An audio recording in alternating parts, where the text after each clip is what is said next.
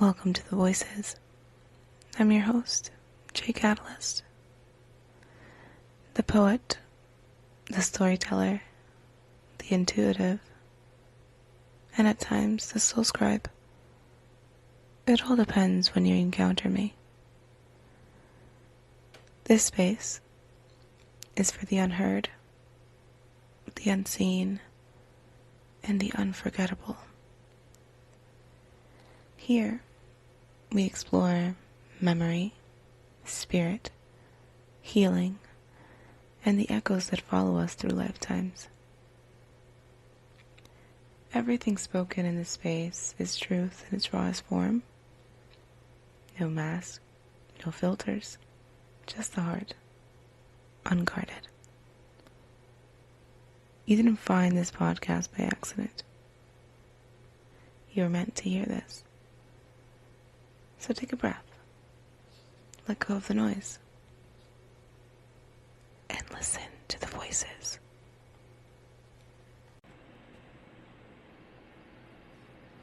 Hey everyone, it's me, your host, Jcatalyst. So it's been a minute. It's been a few days, maybe a few weeks. I don't recall too well when was the last time I posted. So this is officially episode 8. This is going to be the season finale, so that way you guys are aware. We are going to be closing season 1 with this episode.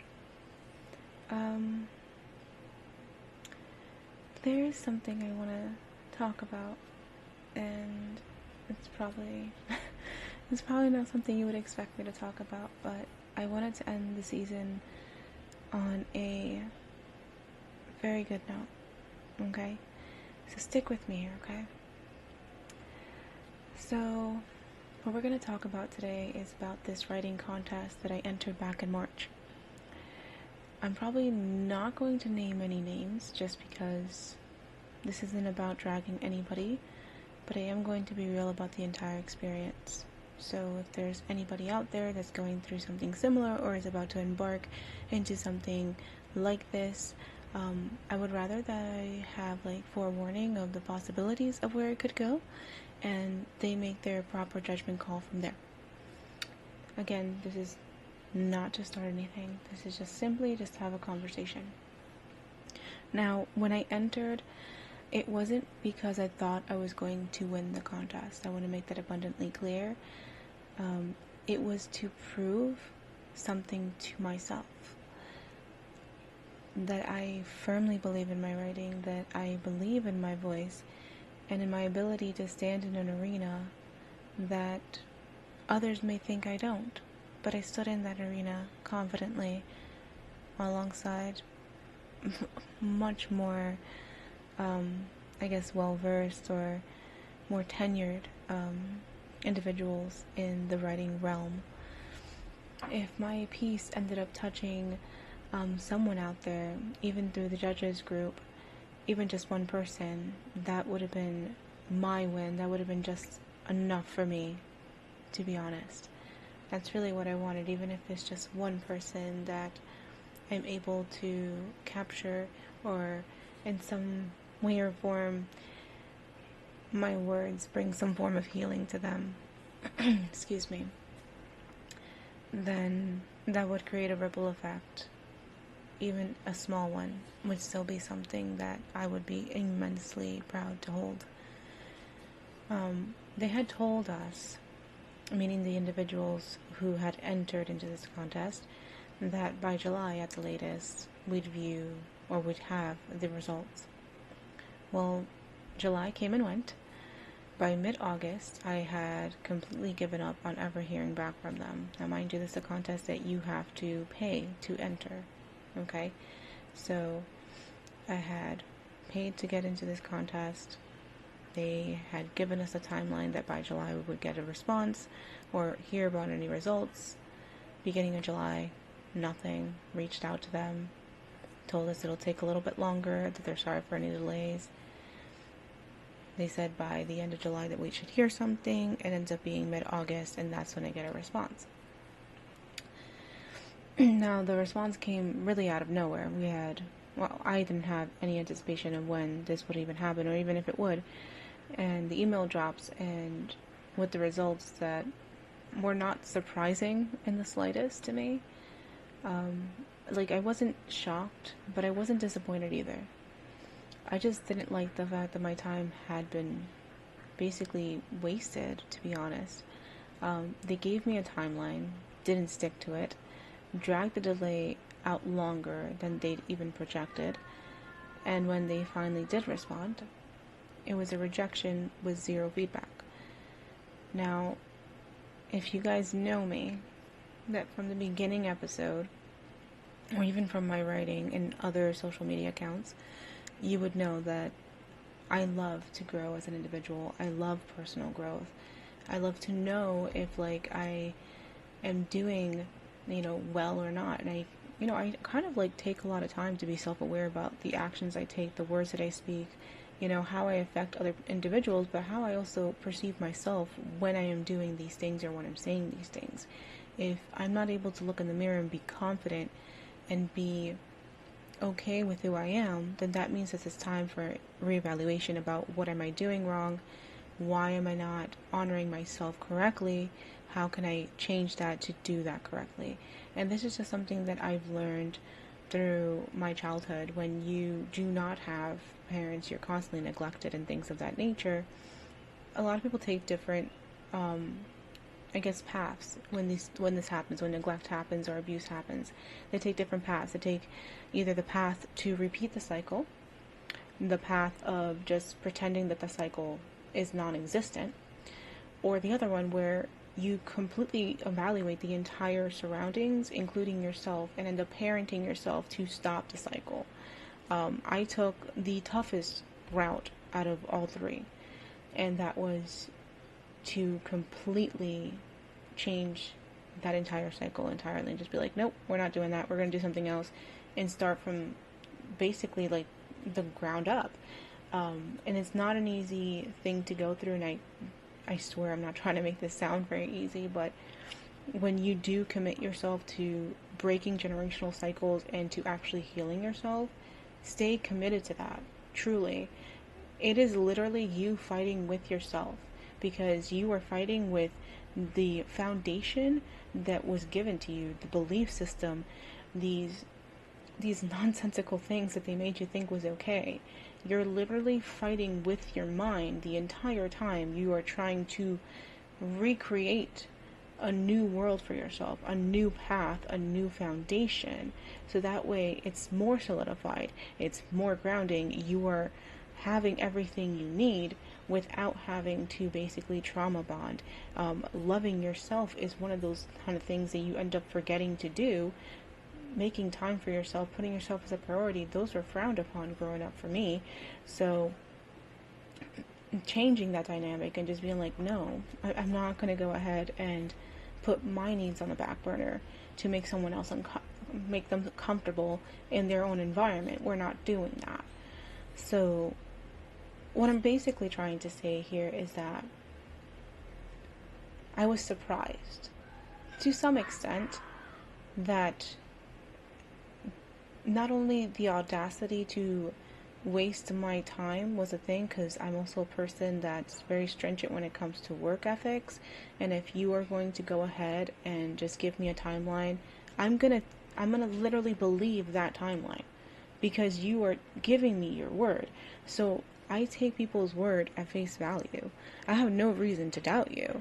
So when you don't meet that expectation and you give me some half-assery, I take huge offense to that, because I would never do that to you. How dare you think you could do that to me? That's how my mentality is. I'm a very hardworking person. I put 150,000% into everything I freaking do. Doesn't matter what the excuse is. I will do what needs to be done to get the job done, or to get the result that I need to get. So it's still something that I'm still learning to kind of understand that not everyone functions the way I do. And that's still, like I said, it's still something I'm learning, and I'm trying to understand that and people aren't like that, that most people aren't going to put that much effort into their work ethic, or to, you know, come in appropriately for an individual, even though they've put money and time into this person or this contest or whatever. Not a lot of people care, and I feel like that's something that is kind of disappointing in a lot of levels, because that's not how I am. But it is the reality of the world. I mean, there's not really a reason for them to be doing good at their jobs, I guess. I don't know. I guess there's no really motivation to do so. I mean, for me, it's just more like being a good person, you know? Like, if I was on the other end of that, would I appreciate somebody doing that to me? No. So then I won't behave that way. I'll behave in the way that I would expect to be treated. So that's how my mentality works. But again, I raised myself, so, you know, a lot of people are not going to function the same way that I do. So it's just something that I'm still learning. And yeah, so free will is a thing. So yeah, so I was kind of surprised that they didn't present any feedback, considering that I was like a newbie. And, you know, I really like personal growth. I really like looking into myself and, you know, doing shadow work and things of that nature, because I want to be the best version of myself. I want to be that. I don't want to be stagnant and still be in the same kind of like endless loop of just nonsense. You know what I mean? Like, I want to feel good about myself, but that means I have to work on myself. That means I have to target certain areas of myself to elevate. I don't want to be regressive. It just makes no sense in doing that. I don't know. It's just my thing. So, now, to put this in a different perspective, I'm not saying that the feedback would have magically changed the outcome, because if you're going to reject someone's work, especially when they've paid to submit, and at least give them something constructive to work with, something to take away, something that helps them grow, instead of it was just like thanks but no thanks. That's what like the whole entire vibe was. They kind of did like the generic the generic kind of like where they make like those like email deliveries where it's just like they just put your name in but every response is the same. They kind of did that. That's what the thing was. And that's why I was just like, oh, it doesn't even feel like it was a personal thing. It wasn't like, it didn't feel like it was actually like my work wasn't even read. I feel like they just took one look at it and was like, nope, no thank you. That's what it kind of felt like. Now, I'm not saying that that was the case in the situation, because I don't know what was happening on their side, and I'm not going to go ahead and pretend like I do. I'm just stating what my experience was from my lens, and hopefully, you know, that gives somebody else some type of perspective that maybe they haven't considered. I don't know. But I just feel like after this entire experience, I don't feel like I'm going to be entering this particular contest moving forward. Not because I can't handle a no, because I could really care less, but because I only want to put my energy into spaces that actually give something back, whether that's insight, encouragement, or just following through on their own commitments, because I feel like that's very important. That speaks highly of you, you know? Your work ethic speaks highly of you, and when you're doing this half-assery, it's just kind of like, would I even trust you with anything else? No. If your work ethic is like this, I can only imagine how you are in person. No, thank you. I would not want to go near you. So, really, the whole point of entering this contest in the first place was never about the prize or the recognition. I was doing something to push myself out of my own comfort zone, because I said this earlier today, and it's probably not going to make much sense to you guys, but to those who know, you'll know. I realized earlier today that I've played the role of Chucky from Rugrats nearly all my life. Second guessing, not really putting myself out there, not being brave. And I never had like a Tommy or a Phil and Lil, mostly a Tommy. I never had a Tommy kind of person in my life trying to like encourage me and just like, come on, let's do this. No, it wasn't like that. It was just like, yeah, you're right, you can't do that. That was the type of people or the type of person I would have always around me. So then I would always like shrivel into like this little person, and I wouldn't try for things, and I wouldn't even explore different things. And that individual that would always put me down was always my mother at that time, or it would depend, sometimes my siblings or any other family member. I've had friends who I thought were friends, they weren't. They just didn't like me, and they took pride into making me feel small. And I thought they were my friends because they were nicer than the bullies at home. So, yeah, these are things that I've come to realize that these are things that I went through. And yeah, I didn't do this for the prize or for recognition. I did this because I wanted to do something out of my comfort zone, to break out of that consistent like cycle of just being too scared to try something new, to put myself out there. I was showing up in a space that honestly would have scared me off in the past. It definitely would have. And choosing to stand there anyway. That's why I did it. It was me betting on my work, betting on myself, validating myself in real time and saying, I'm worthy of being here. I'm worthy of being read. I'm a damn good writer. So yeah, the result was a no, but that doesn't change the fact that I did the thing. I walked into that space, I put my words out there, and I proved to myself that I could. That's the win. And a rejection will never take that away from me. Okay?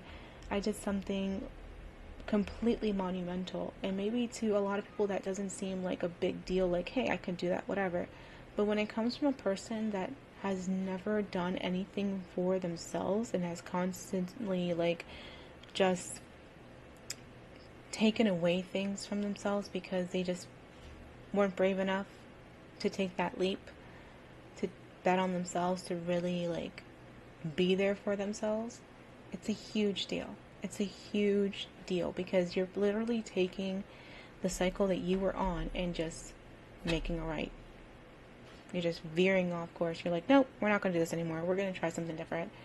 And it boosted my confidence up because I'm like, well, that was nothing. I could do this again, or I could do something else. And I have. I started this podcast, did I not? Mind you, there's not a lot of people listening to it, but I feel great doing this. It feels nice. It feels nice. And I know that at some point in my life, someone will come across this and they'll listen to my words and they will feel heard, seen, and truly feel like they're on the right path. And since this is the last episode of season 1, I want to leave you with this. From everything we've talked about in these past few episodes, from all the twists, the turns, the truths we've unpacked, here's the thing that matters most. Truly believing in yourself is the key. Allowing yourself to be your full, authentic self, even in a world that doesn't expect it, or maybe even doesn't know what to do with it, is a powerful and beautiful thing. Being vulnerable, even when it's not that traditional soft focus kind of vulnerability, is still vulnerability. And it's a damn good thing. Here, your voice will never be smothered or silenced. So keep being your loud, chaotic, brilliant selves. Keep letting the world know exactly who you are. Because, let's be honest, that's how you truly leave your mark. Till next time, guys. Take care. Thank you for listening to The Voices by Jcatalyst. If this episode spoke to you, feel free to share it or subscribe for more. You can find my social links, book details, and more through the link tree in the episode description. Until next time, take care of yourself and keep going.